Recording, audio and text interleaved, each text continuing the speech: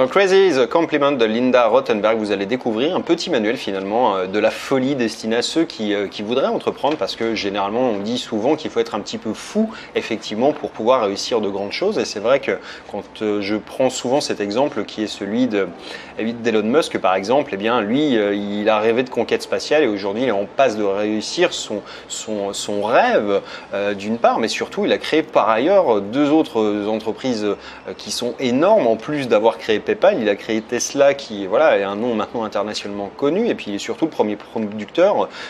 d'électricité verte au travers des panneaux solaires aux États-Unis, et c'est le premier producteur aussi de panneaux solaires. Enfin, ça crée vraiment quelque chose qui est délirant en matière de réussite, et c'est vrai que s'il avait écouté la raison, ses amis, sa famille, eh bien il en serait sans doute pas arrivé là, et c'est un petit peu ce qu'on retient, c'est que pour réussir vraiment de grandes choses, il faut surtout pas écouter les gens qui sont autour de vous, parce que eh bien, les gens réagissent avec leurs propres référents, et il y a seul un entrepreneur qui pourra vous insuffler quelque chose de pertinent, parce que les autres vous diront c'est fou, c'est pas possible, tu vas perdre ton temps, ton argent, etc. Évidemment, parce que la plupart des gens qu'on côtoie, sa famille, ses amis proches, sont pas forcément des entrepreneurs, et pour eux ça semble fou. Mais tout comme les amis d'Elon Musk, je pense, quand il était à l'école avec eux, au lycée, au collège, c'était pas des gens qui avaient non plus, s'il lui avait donné l'idée que voilà, d'ici 20 ou 30 ans, j'enverrai des navettes dans l'espace et sur Mars,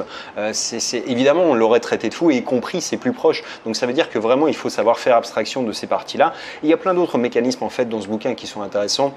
justement pour bien casser un petit peu les limites. Généralement les limites du succès sont plus psychologiques qu'autre chose, c'est-à-dire que à chaque problème il y a une solution. La preuve, c'est qu'Elon Musk arrive à envoyer des voitures dans l'espace, il fait conduire des voitures d'une manière automatisée par des logiciels. Donc ça veut dire que si on l'avait dit il y a 10 ans, aujourd'hui ça semble presque banal finalement, parce qu'on s'est habitué vite à ce progrès, mais en réalité il y a 10 ans en arrière c'était quelque chose de complètement fou, surtout que ce bonhomme c'est pas quelqu'un qui est un constructeur de voitures. Il y a 10 ans en arrière, les constructeurs de voitures lui riaient au nez parce qu'il venait de la Silicon Valley, pas du tout de l'industrie automobile. Donc ça veut dire qu'il faut voilà, développer vraiment des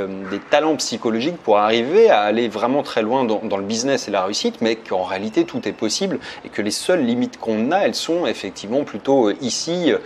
qu'ailleurs, quoi. Bref, c'est vraiment un bouquin très enrichissant à lire, et je vous invite vraiment à télécharger mon résumé en cliquant sur le lien qui vient d'apparaître dans cette vidéo si vous êtes sur YouTube, ou bien dans la description, le statut si vous êtes sur Facebook ou ailleurs. Et je vous dis à bientôt dans un prochain. Ciao!